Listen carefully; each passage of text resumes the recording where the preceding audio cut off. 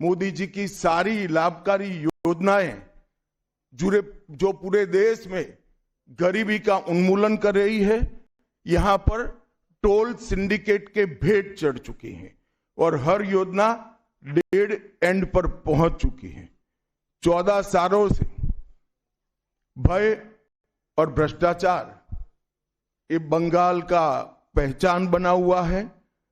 BJP सरकार का संकल्प 15 अप्रैल 2026 के बाद जब भाजपा सरकार बनेगी, बंग गौरव, बंग संस्कृति, उसके पुनर्जागरण की हम फिर से शुरुआत करेंगे।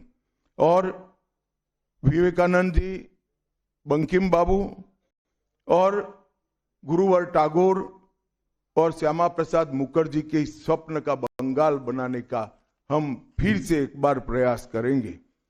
और आज मैं फिर से एक बार कहना चाहता हूं, भारतीय जनता पार्टी के लिए ये बंग भूमि बहुत पवित्र और बहुत मायने रखने वाली है, क्योंकि हमारी स्थापना, भारतीय जनता पार्टी की स्थापना, भारतीय जनसंघ की स्थापना यही बंग भूमि के बड़े नेता श्यामा प्रसाद मुखर्जी ने की है।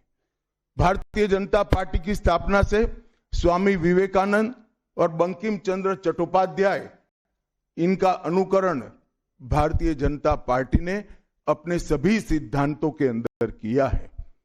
मित्रों, आज जब मैं कह रहा हूं कि इस बार 26 के बंगाल के विधानसभा चुनाव में बंगाल में हमारी सरकार बनेगी, इसका मजबूत आधार भी भारतीय जनता पार्टी के पास है। मैं आपको 2014 से 2024 तक के चुनाव के यात्रा के परिणामों को बताना चाहता हूं। 2014 के लोकसभा चुनाव में हमें 17% वोट मिले थे और 2 सीटें मिली। मेरी बात जरा सभी पत्रकार बंधु ध्यान से सुने। 2014 के चुनाव में हमें 17% वोट और 2 सीट मिले थे।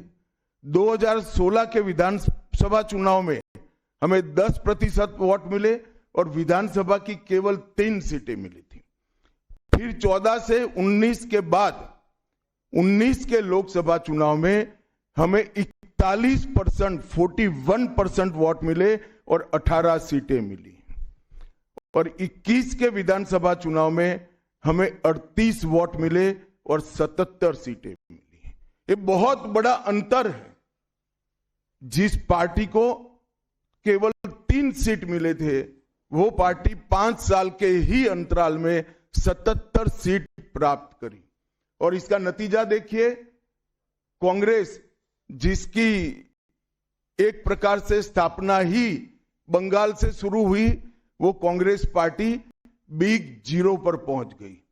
और 34 साल तक शासन करने वाला कम्युनिस्ट गठबंधन भी एक भी सीट प्राप्त नहीं कर पाया और हमने मुख्य विपक्ष का स्थान प्राप्त किया। आज शुभेंदु जी मेरे साथ यहां पर बैठे हैं, वो हमारे प्रतिपक्ष के नेता हैं। 24 के चुनाव में भी हमने 39% वोट प्राप्त किया, 12% सीट प्राप्त की, 12 सीटें प्राप्त की। और 26 में हम निश्चित रूप से प्रचंड बहुमत के साथ भारतीय जनता पार्टी की सरकार बनाने वाले हैं। मित्रों, ये 24 से अब तक का समय भारतीय जनता पार्टी के लिए बहुत शुभांकर सिद्ध हुआ है। 24 में लगातार तीसरी बार नरेंद्र मोदी जी इस देश के प्रधानमंत्री बने। उसके बाद महाराष्ट्र में, हरियाणा में, दिल्ली में और अब बिहार में भारतीय जनता पार्टी की सरकारें बनी हैं। 24 के चुनाव में उड़ीसा और आंध्र प्रदेश में भी पूर्ण बहुमत की भाजपा की और एनडीए की सरकार बनी है।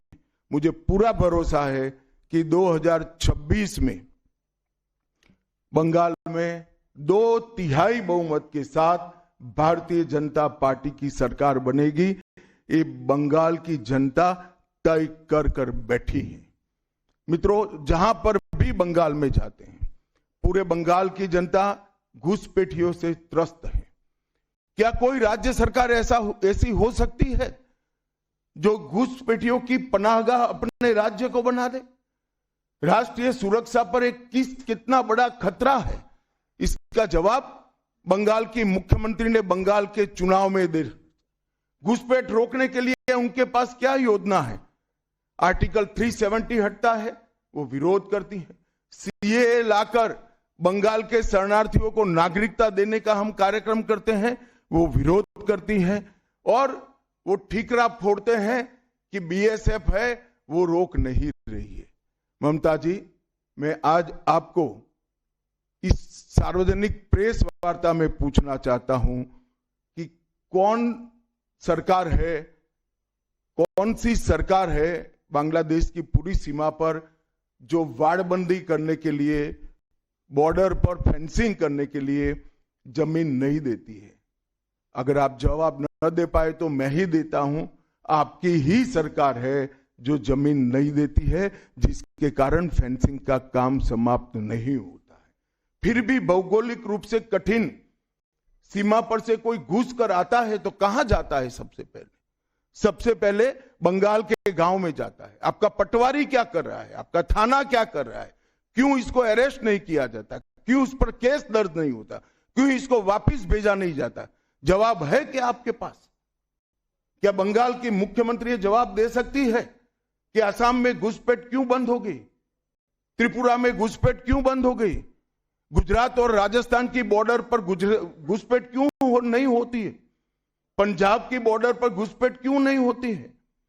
कश्मीर की बॉर्डर पर घुसपैठ क्यों नहीं होती है? सिर्फ बंगाल में क्यों होती है? क्योंकि आपकी निगहबानी में घुसपैठ कराई जाती है और बंगाल को धीरे धीरे डेमोग्राफी चेंज कर आपकी वोट बैंक को पुख्ता करनी चाहती है। मगर ये लंबा नहीं चलेगा।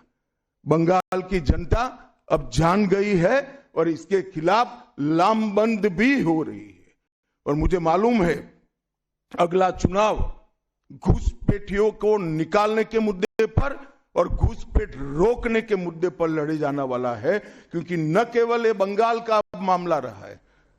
मैं आज बंगाल की जनता को इस प्रेस वार्ता के माध्यम से बताने आया हूं कि बंगाल की बॉर्डर से हो रही घुसपैठ सिर्फ बंगाल का मामला नहीं रहा है, अब ये राष्ट्रीय सुरक्षा का मामला है। देश की संस्कृति को बचाना है, देश की सुरक्षा को सुनिश्चित करना है, तो बंगाल की बॉर्डर सील कर दे, ऐसी देशभक्त सरकार यहां लानी पड़ेगी जो ममता बनर्जी नहीं कर सकती, केवल और केवल भारतीय जनता पार्टी कर सकती है। घुसपैठ के अलावे भ्रष्टाचार से पूरी बंगाल की जनता त्रस्त है। रोजवेली चिटफंड घोटाला, कैश फॉर क्वेरी घोटाला, एसएससी घोटाला, नगर पालिका नगर नियम का भर्ती का घोटाला, गाय तस्करी का घोटाला, राशन पीडीएस का घोटाला, मनरेगा का घोटाला, पीएम आवास का घोटाला, इतने सारे घोटाले हैं कि मैं पूरा लिस्ट पढ़ूंगा तो मेरी प्रेस कॉन्फ्रेंस का पूरा हिस्सा ही उसमें चला जाएगा।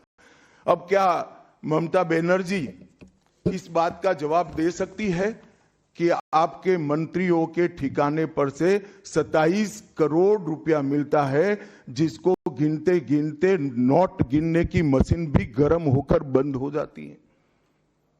बंगाल जैसे गरीब राज्य के अंदर 27 करोड़, 20 करोड़, 15 करोड़ ये राशि मिल रही है, आपकी कोई अकाउंटेबिलिटी नहीं है।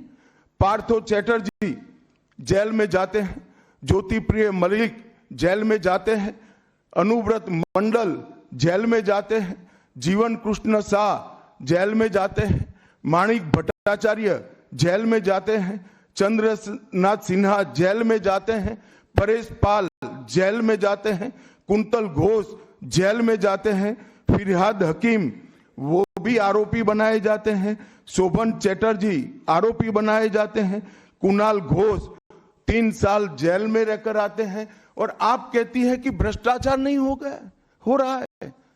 आप आंख मूंद लिए ही हो भ्रष्टाचार के लिए, मगर बंगाल की जनता अपनी आंख बंद कर कर नहीं बैठी है। गरीब बंगाल की जनता के अधिकार का पैसा आपकी कैडर की भेंट चढ़ रहा है, आपको इसको जवाब देना पड़े। महिलाओं की सुरक्षा एक बहुत बड़ा मुद्दा बना है और अधिकृत रूप से कहा जाता है कि महिलाएं 7 बजे के बाद अपने हॉस्टल और घर से न निकले। हम कौन से जमाने में जी रहे? मुगल काल में जी रहे हैं क्या? ममता जी, ये आजाद भारत, यहां माताओं बहनों को पूरा दिन जब इनकी मर्जी हो, जब इनको काम हो, घर के बाहर निकलने की सुरक्षा प्रदान करना ये हमारा संवैधानिक दायित्व है, जो देने में आपकी सरकार विफल गई है।